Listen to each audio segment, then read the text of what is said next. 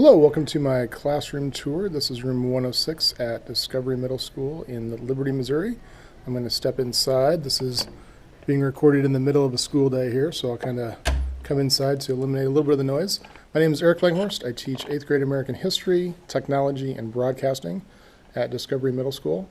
And earlier this week, a friend of mine, William Chamberlain, did a classroom tour video of his own classroom, and encourage people to shoot their own video, and specifically asked me on Twitter to do so. So I'm going to do this today. We have been in school for the last 2 days.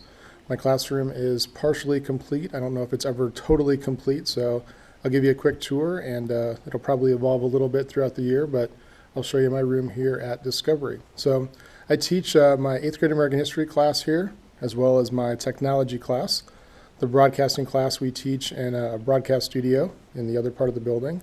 This has been my classroom for the last 10 years, and I've added quite a few things to it and feel pretty at home here. So I'll give you a quick tour. It's kind of like MTV Cribs a little bit. All right, so this is my classroom. I do have quite a few spaces for students to work. Up until 2 years ago, I had individual student desks. And then last year went with tables, and this year added a circular table in the middle. A little bit different configuration for the tables this year, trying to do a lot of collaboration. As I go through the tour, I'll kind of describe some of the things that I've done this year to make it a little bit more friendly for the one-to-one environment that we're doing this year. My 8th graders will all have MacBooks as of Monday next week, and so I wanted to create some collaborative spaces and add some ways that they could kind of charge up and power up and stuff like that. So I'll just kind of walk through a little bit. I do have a lot of antiques and different kind of old things in my classroom. I feel it kind of adds a little bit of character. I like to collect old antiques and cameras and fans and things like that. Most of them have some type of story, or we'll start a discussion of some kind, but I do have a lot of older kind of stuff in my classroom. When I retire, which will probably be 20 years from now, I'll have to figure out what to do with all these things, but up until then, when I collect stuff at thrift stores or garage sales, they end up here. So the first element of my room is this countertop, and I really enjoyed having this countertop over the last 10 years. So we have a sink inside and a place where students can get a drink of water, wash their hands if they need to. And last year I had various things on this counter. This year I'm going to try and keep it open. I'm going to try and make it be kind of like a place for like a standing collaborative desk type thing. You'll notice I have a charger here. I wanted to create a lot of spaces where my students could charge up their devices. So I bought one of these strips at Home Depot, or actually Lowe's, and I put Velcro on the bottom. Because one of the things I hate about plugging in is if the device kind of moves around. So I put Velcro on the bottom and it holds it steady. So I've multiplied this one outlet into 10 different places where students can go ahead and power up. Over here I've got supplies for my students, things like, paper clips and pens and scissors and stuff, 3-hole punch. I've got a recent addition, a place where I can work on soldering, and then I just purchased a soldering kit. So I'm trying to do a little bit of education on my own about how to solder and things like that. So this is a nice little station, has a magnifying glass and then some lights so you can go ahead and power up. And then over here I've got some more books. I've got books kind of scattered throughout the classroom. Some are from birthdays, things are bought at different sales. Some are things we purchased with department money, so students can check out books that way. So I usually let students check stuff out if they let me know. I tell them I just want to know where the book is at, but in general, basically any book in here, except for maybe 1 or 2 that are super special, they can check out on their own. I've got several American flags throughout the room. This flag usually generates a little bit of interest. It's a new flag that I got last year from the Gettysburg Flag Company, and it looks old, but it's just stained with tea. So it's a new flag that looks really authentic, and the students generally comment on that. This is a huge Constitution poster that I got probably about 7 or 8 years ago now from the National Constitution Center. I did a workshop in the summer with them and was able to pick up this poster, and it's been on my wall since. It's kind of cool. It gets students to really be able to see the entire Constitution. Over here, I've got 2 whiteboards, and I've kind of changed my focus on how I use whiteboards a little bit this year. In the past, I've used the whiteboard in front of my room as a place where I put up the agenda for the entire week. But I'm going to try and do more things where my students are up and using the whiteboard. So I decided to use the back whiteboard, which typically wasn't used a lot, as a place where I can put the agendas for each week. So I have one for technology and one for history, and just kind of tell students a little bit about what we're doing each day. I can put up some notes about maybe some assignments or things that are due coming up in class as well.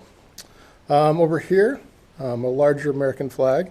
And then next to the American flag, I have something that's kind of special to me, or a couple things that are special to me. One is a write-up about one of my former students that was killed in action in Iraq back in 2007. And so it's just kind of a reminder when we do the pledge each day that that was one of my former students, and the sacrifices that people in the armed forces are currently going through, and then also those that have paid the ultimate price for our freedom. So I always point that out to my students. And then I have a signed Order of the Day from a soldier that I met at the National World War II Museum in New Orleans. And I've always been fascinated with the Order of the Day. And when we were there for an ISTE conference, and I believe maybe 2004, pre-Katrina, there was a soldier that landed on D-Day, and I asked him if he remembers getting that, and he actually made a copy of the one that he had with him and signed it. So that's kind of special as well. So over here, I've just got some stuff on the walls. I've got a plant over here. This is my window. I think that it's kind of sacred to have a window. I know a lot of classrooms don't, and we have interior rooms that don't have a window. So I have a couple old books there. I like old cameras, so I've got some cameras, and then again, books down here that students can access or that I could access. Some old items up here. It's kind of interesting. I have students come up to this phone, believe it or not, and they just press the buttons like this, and they ask how it works. They have no idea that it's a rotary phone. So it's kind of interesting, kind of a discussion starter there. Old radios. I do have a couple things from my trip to Japan in 2011. We toured a couple schools, and have a couple things from Waseda Junior High School in Hiroshima. And then this is really one of my sacred items from students. This was from the class that hosted me at Waseda High School, or Waseda Junior High in Hiroshima, and they all signed it, so I've had that in my room since then. This space right here is a table that I can store stuff under, and even though we're one-to-one, I do have a folder for each student so they can put any kind of artifacts or things that I'm going to hand back to them that are paper copies. So each student will have their own hanging folder, and then I can place stuff in there, kind of like a mailbox or kind of an in-classroom locker type thing. But I'm going to try and keep this space as free as possible so that people can charge up. Again, I used Velcro here, and we have some outlets down below, so I took some chargers and put them on, so then if we want to use the table, we can take those off. But this allows me 28 different places where students could put a laptop and charge up if they wanted to. Over here, this is a new item last year. This is a cardboard Bison. My wife works at an art co-op in Excelsior Springs, Missouri, and they sell these there. It's from Cardboard Safari. And you get it as a box, and then all the individual sheets are already laser cut. You pop them out, and then you slide them together. And they have all kinds of different animals. We have one of these also in our house, but just thought it was kind of cool to have a cardboard bison head. Old Abe, this is something my brother got me several years ago. It's almost life-size, not quite life-size, stand-up of Abraham Lincoln, so that always generates some interest with students, and then it also kind of freaks me out usually at the beginning of the year, because when you walk in the room in the morning, or if you come up to school late at night, it looks like a person standing there. So Abe there, got an old typewriter. I've had this thing for about 20 years, got at a garage sale. My daughter's artwork. I do like to show the students when I participate in learning activities like workshops and stuff, and then also the diplomas for my own schooling. Some pictures that I've taken. This is one of Kansas City. Got some stuff of my grandfather, who was a German Marine in World War I. A couple pictures over here that I've taken. I am a big Nebraska fan, so I do have a couple things around the classroom that signify my passion for Nebraska football. And then I got some space up here that I'll probably add to a little bit later, but have kind of an area built here for my own work. And I used to have two teacher desks, and I got rid of one.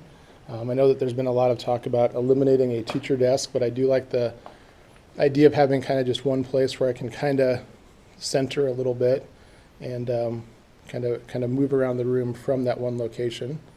Just kind of looking around over here. This is an awesome item from a couple years ago. This is a periodic table of presidents. And if you're interested, you can look that up online. He's got a website. But this is a teacher that created a periodic table of presidents. And it's really, really cool. Generates a lot of discussion. And you can look him up online and purchase that. But it's a really cool poster. When I go to conferences, I generally keep the registration tag, if they let you do that anymore. A lot of them recycle now, but I like to add those to the collection there. I do have a smart board. I've had it since 2008. I feel like in many ways I don't use it for its full potential. We're going to try and use it a little bit more this year with some student-generated projects. I feel like they are very valuable in some circumstances, like elementary school. I know that some people in secondary do use them to a full extent.